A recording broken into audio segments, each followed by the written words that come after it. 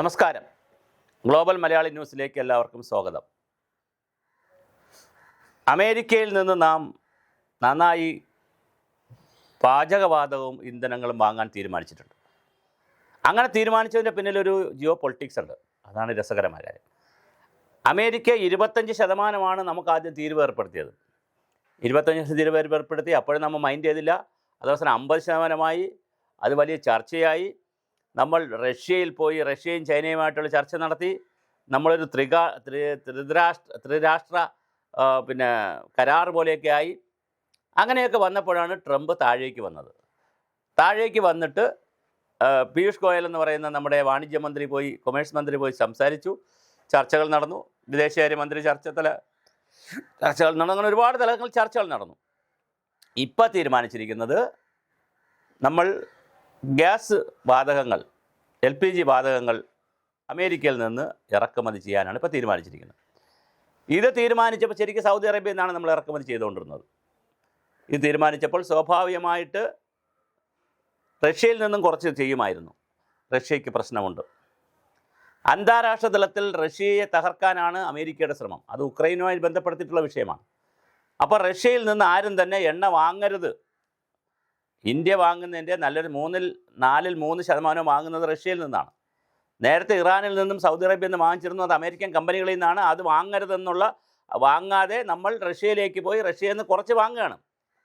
അപ്പോൾ പുടിൻ വന്ന് പറയുന്നു, ആഗോളതലത്തിൽ എണ്ണ ഞങ്ങൾ വില കുറച്ച് കൊടുക്കുന്നവരാണ്. ഞങ്ങൾ അമേരിക്കയേക്കാൾ ഞങ്ങളുടെ ഇന്ധനത്തിന് വില കുറവാണ്. അതുകൊണ്ട് എല്ലാ രാജ്യങ്ങളും വാങ്ങണം. ഏതെങ്കിലും രാജ്യങ്ങൾ വാങ്ങാതിരുന്നാൽ അത് എണ്ണയുടെ ക്രൈസിസിലേക്ക് പോകും എന്നാണ് പുടിൻ്റെ പ്രസ്താവന. നിങ്ങൾ ആരെങ്കിലുമൊക്കെ മേടിക്കാതിരുന്നാൽ ഞങ്ങൾ ആഗോള വിപണിയിൽ ക്രൈസിസ് ഉണ്ടാക്കും എന്ന് പറഞ്ഞാൽ കൊടുക്കുന്നവർ കൂടി ഞങ്ങൾ കൊടുക്കത്തില്ല എന്നുള്ള വേറൊരു തലത്തിലേക്ക് റഷ്യ ചിന്തിക്കുകയാണ്. അപ്പോൾ തീർച്ചയായിട്ടും വളരെ രസകരമായ ഇത് ഇന്ത്യയെ സംബന്ധിച്ചിടത്തോളം ഇന്ത്യക്ക് വില കുറച്ച് എണ്ണ കിട്ടണം, വില കുറച്ച് പാചകവാതകം കിട്ടണം. ഇന്ത്യയിൽ അങ്ങനെ സീരിയസ് ആയിട്ട് ഒരുപാട് ഉൽപ്പാദനം നടക്കുന്ന സ്ഥലമല്ല. ചൈനയാണ് ഏറ്റവും കൂടുതൽ റഷ്യയിൽ നിന്ന് എണ്ണ വാങ്ങുന്ന രാജ്യം. അപ്പോൾ ചൈനയ്ക്ക് അതിൻ്റെ ആവശ്യമുണ്ട്. ഇന്ത്യ 2ാം സ്ഥാനത്തുണ്ട്, കൂടെ ഉണ്ട് ഇന്ത്യ. അപ്പോൾ ഇന്ത്യക്ക് ആവശ്യമായ റഷ്യയിൽ നിന്ന് ആവശ്യമായ എണ്ണ കിട്ടണം. അത് കുറഞ്ഞ വിലയ്ക്ക് തന്നെ കിട്ടണം. അമേരിക്കയുമായുള്ള ചർച്ചയിൽ അമേരിക്കയ്ക്ക് കുറച്ചുകൂടി എണ്ണയുടെ കാര്യത്തിൽ നമുക്ക് ഒരു കോംപ്രമൈസ് ഇല്ലെങ്കിലും പാചകവാതകം നമ്മൾ LPG ഗ്യാസ് വാങ്ങുന്ന കാര്യത്തിൽ നമ്മൾ ഒരു മൃദു സമീപനം എടുത്തിട്ടുണ്ട്. അതിൻ്റെ അടിസ്ഥാനത്തിൽ വരുന്ന ആഴ്ചകളിൽ നമ്മൾ കൂടുതൽ പാചകവാതകം ഇറക്കാൻ സാധ്യതയുണ്ട്.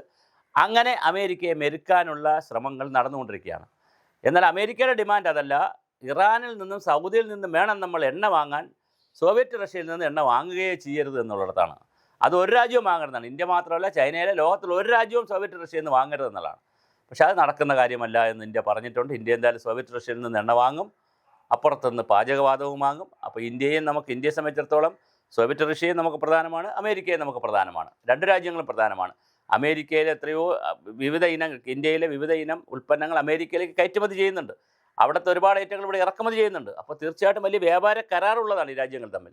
അതുകൊണ്ട് തന്നെ നമുക്ക് ആവശ്യമുണ്ട് എണ്ണ മാത്രമല്ല, പാചകവാതകം ആവശ്യമുണ്ട്. അതിനേക്കാൾ ഉപരി പാചകവാതക എണ്ണ ചർച്ചകളേക്കാൾ ഉപരി അമേരിക്കയുടെ തീരുവ വിഷയത്തിലാണ് നമ്മൾ പെട്ടുകിടക്കുന്നത്. അത് വളരെ വലിയ തോതിലാണ് ഇന്ത്യക്ക് സഹായം വേണ്ടത് അമേരിക്കയിൽ നിന്ന്. അതുകൊണ്ട് തന്നെ നമ്മൾ കോംപ്രമൈസിന് തയ്യാറായി പോവുകയാണ്. എന്തായാലും ഇന്ത്യ, സോവിയറ്റ് റഷ്യ, അമേരിക്ക ബന്ധങ്ങൾ പരസ്പരം നിൽക്കണം. എന്തായാലും അമേരിക്കയും സോവിയറ്റ് റഷ്യയും തമ്മിൽ ബന്ധം ഉണ്ടാവുകയില്ല. പക്ഷേ ഇന്ത്യയെ സംബന്ധിച്ചിടത്തോളം 2 കൂട്ടരുമായി ബന്ധം സ്ഥാപിച്ചുകൊണ്ടുള്ള ഒരു സമീപനമാണ് ഇന്ത്യ സ്വീകരിക്കുന്നത്.